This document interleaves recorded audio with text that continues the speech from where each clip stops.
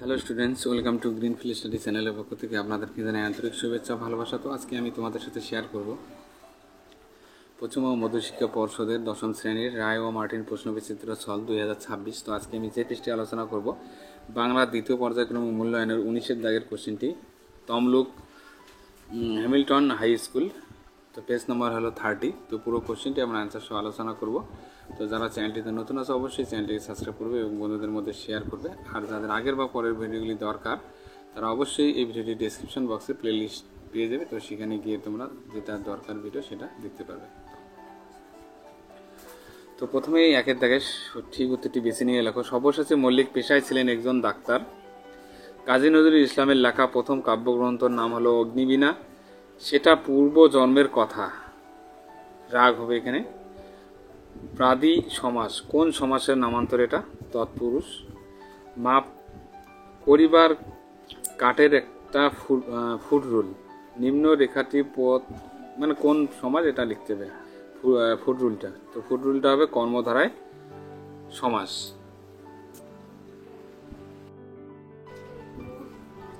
এরপরে আলোচনা করব দুয়ের দাগের। এইবার স্বরে পড়ো। কে কাকে স্বরে পড়তে বলেছিল? বাস ড্রাইভার কাশীনাথ জানতো হরিদা বহুরূপী সাজে, আর তাই একদিনে হরিদা পাগল সাজলে বাস ড্রাইভার হরিদাকে চিনতে পেরে তাকে সেখানে থেকে সরে যেতে বলেছিল। দুয়ের দুই, ইত্যবসরে এই ব্যাপার, কোন ব্যাপারের কথা বলা হয়েছে? তেওয়ারি বর্মা নাচ দেখতে হয়ায় গিয়েছিল আর অপূর্ব তখন অফিসে ছিল। এই অবস্থাতেই অপূর্বর বাসায় চুরি হয়ে যায়। এখানে এই চুরির ব্যাপারটির কথা বলা হয়েছে। হাইব বিধি বাম মম প্রতি, বক্তার এমন মন্তব্যের কারণ কি? বক্তা তার জীবনে কোনো প্রতিকূল পরিস্থিতির সম্মুখীন হয়েছেন বা কোনো দুঃখজনক ঘটনা ঘটেছে এই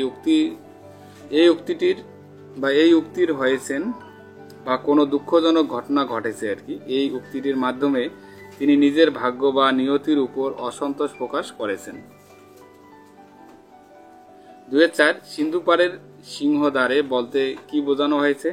সিন্ধুপাড়ের সিংহদ্বারে বলতে দ্বীপান্তর হয়ে যাওয়া ভারতীয় বিপ্লবীদের ইংরেজরা যে আন্দামানের জেলে বন্দি রাখতেন সেই স্থানকে, অর্থাৎ ওই স্থানের প্রধান ফটককে বোঝানো হয়েছে।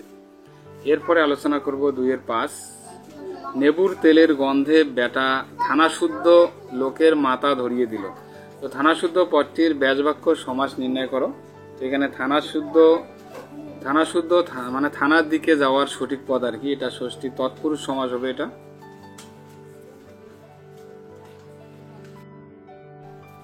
তিনের রাগ, ইচ্ছা করিলে আমি তোমাকে টানিয়া নিচে নামাইতে পারি।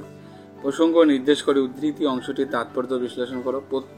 প্রশ্নোক্ত উক্তিটি করেছেন ভামর পথের রাতের ট্রেনে অপূর্ব কামরায় উপস্থিত একজন বর্মা পুলিশের সাব ইন্সপেক্টর সাহেব।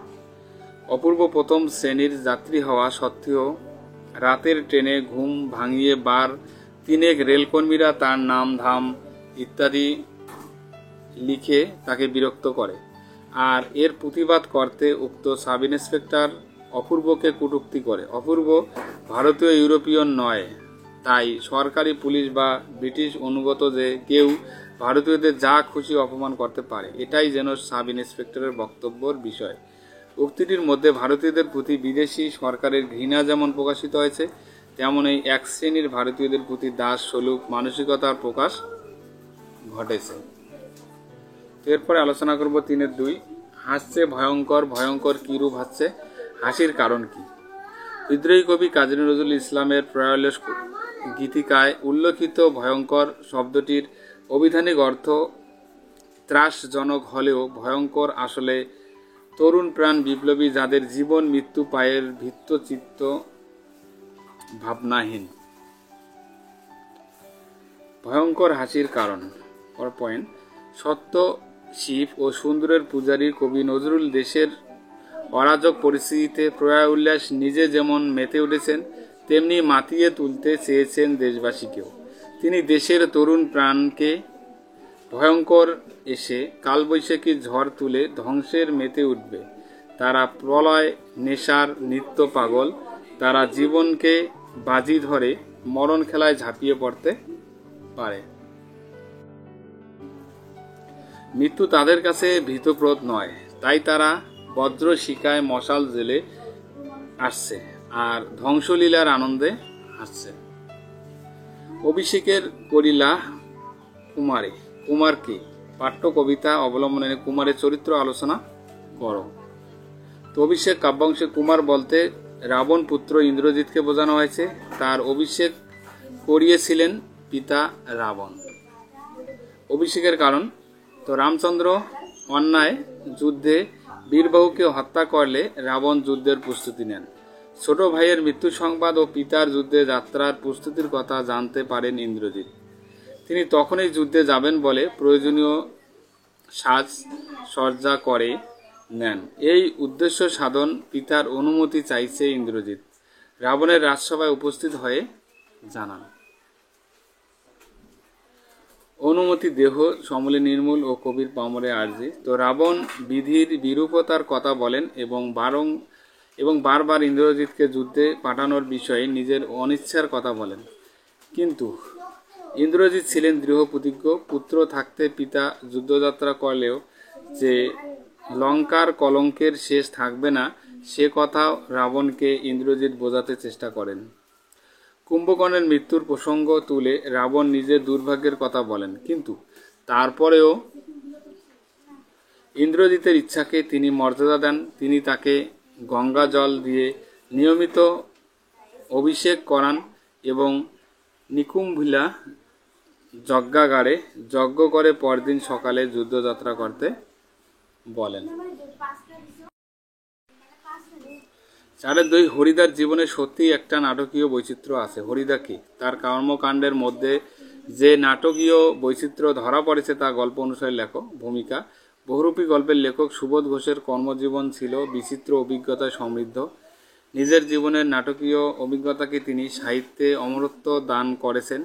তার সাহিত্যসৃষ্ট চরিত্রগুলি হয়ে উঠেছে নাটকীয় বৈচিত্র্য সমন্বিত। বহুরূপী গল্পের হরিদা এমনই একটি উজ্জ্বল দৃষ্টান্ত। পরের পয়েন্ট দেখো, একঘেয়ে কাজে আপত্তি আর কি। তো কাহিনীতে দেখা যায় হরিদা গরিব হলেও প্রথাগত চাকরিতে বাধা পড়েননি। নিয়ম করে রোজ একই চাকরি করে যাওয়া তার না পছন্দ। এজন্য তার উনুনের হাঁড়িতে বেশিরভাগ সময় ভাতের বদলে জল ফোটে। তবু তার কোনো পরিবর্তন নেই, কারণ একঘেয়ে অভাবটাকেই সহ্য করতে হরিদা আপত্তি নেই। কিন্তু একঘেয়ে কাজ করতে ভয়ানক আপত্তি। বহুরূপী সাজ। তো হরিদা পেশাগত বহুরূপী জীবন ও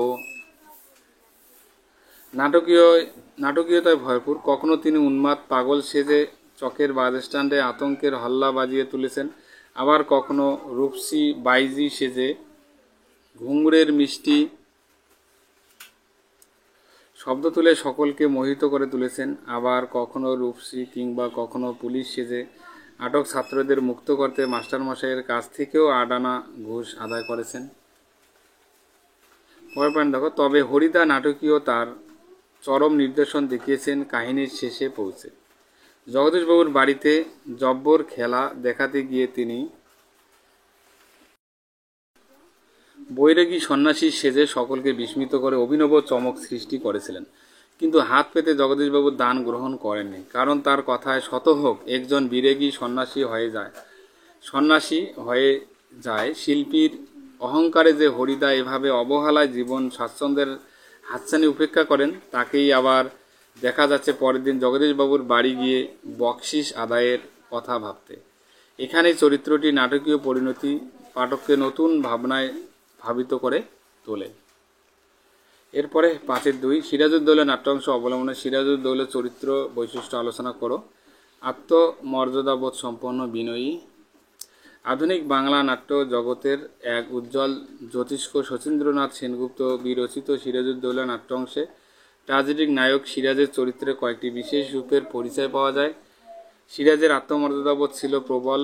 ইংরেজদের অমানবিক আচরণ কিংবা অ্যাডমিরাল ওয়াটসনের বাংলায় আগুন জ্বালানোর ভীতি ছড়ানোর কথায় তাই তিনি রুষ্ট হন আর কি। তো আবার ফরাসি প্রতিনিধি মসিয়ে লা এর সঙ্গে কথোপকথনে তার বন্ধুত্ব সুলভ আচরণ ও বিনয়ী মনোভাবের পরিচয় মেলে।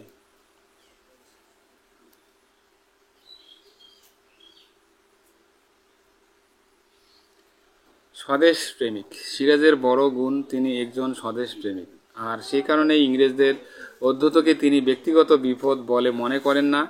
বাংলায় বিপদ ভেবেই বলেছেন, বাংলার ভাগ্য আকাশে আজ দুর্যোগের ঘনঘটা। মানবতাবাদী 3 নম্বর পয়েন্ট। এমনকি স্বদেশের জন্য তিনি তার অধস্তন কর্মচারীদের কাছে সাহায্যের ভিক্ষা করতে ও পিছুপা হননি।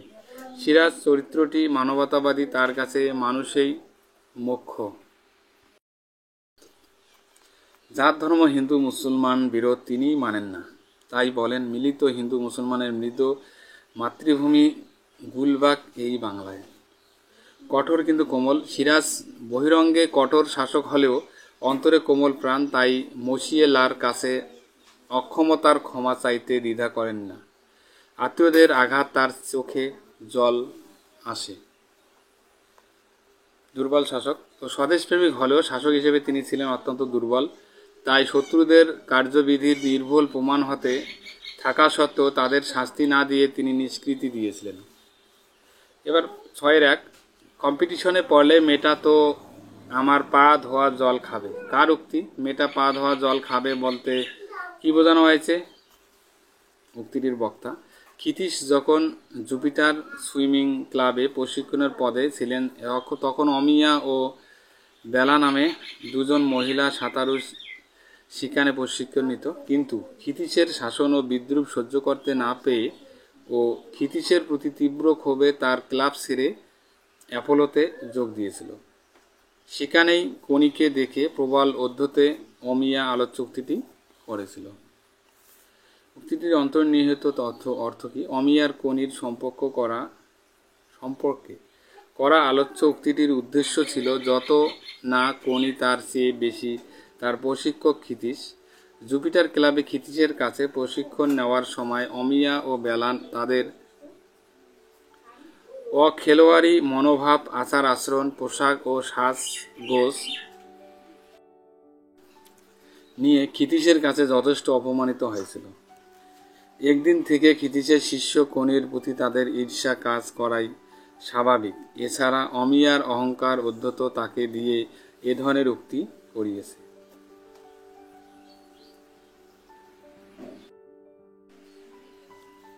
এরপরে আলোচনা করব 7 দাগে নিত্য প্রয়োজনীয় দ্রব্যের মূল্য ঊর্ধ্বমুখী। এ বিষয়ে একটি প্রতিবেদন লেখো। তো এটি এখন আমরা আলোচনা করব।